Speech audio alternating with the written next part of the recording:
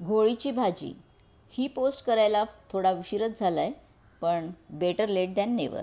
उन्हाळ्यात खायची ही भाजी खरं तर मी पहिल्यांदाच केली आणि खाल्लीही. ह्या अट्रॅक्टिव्ह भाजीला मी माझ्या आत्याच्या कंपाऊंडमध्ये पहिल्यांदा आणि लग्न झाल्यावर सासूबाईंसोबत दुसऱ्यांदा पाहिली होती.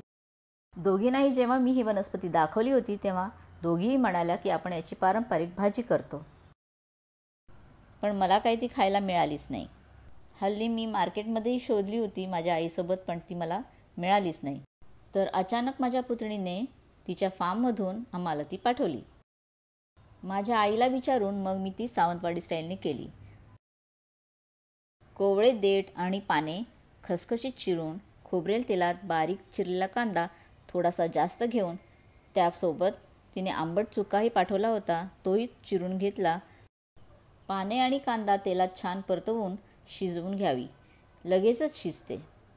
पानात खूप पाणी असल्यामुळे ही भाजी उन्हाळ्यात येत असावी सगळ्यांना हायड्रेट ठेवायला. भाजी बारीक गॅसवर शिजवायला ठेवून वाटणाचा मसाला तयार करून घ्यायचा. लांबे चिरलेले छोटे 2 कांदे 1-2-3 चमचे तेलामध्ये नरम करून घ्यायचे.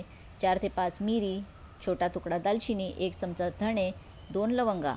2-3 मिनटं भाजून त्यात अर्धा वाटीभर खोबरं, 1 टीस्पून बडीशेप, 1 टीस्पून खसखस, यातच 5 ते 7 लसूण पाकळ्या आणि पाव इंच आलं.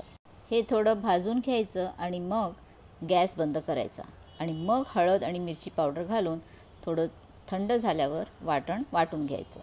शूटिंगच्या गडबडीत मी आलं लसूण आधी घालायच्या ऐवजी नंतर घातलंय. मग शिजलेल्या भाजीमध्ये बारीक वाटलेलं वाटण, मिक्सर धुतलेलं पाणी, कन्सिस्टन्सी ॲडजस्ट करायपुरती घालायचं आणि छानसं मीठ घालून मग छान उकळी आली की गरमागरम भात, भाकरी किंवा फुलक्यासोबत मस्त लागते.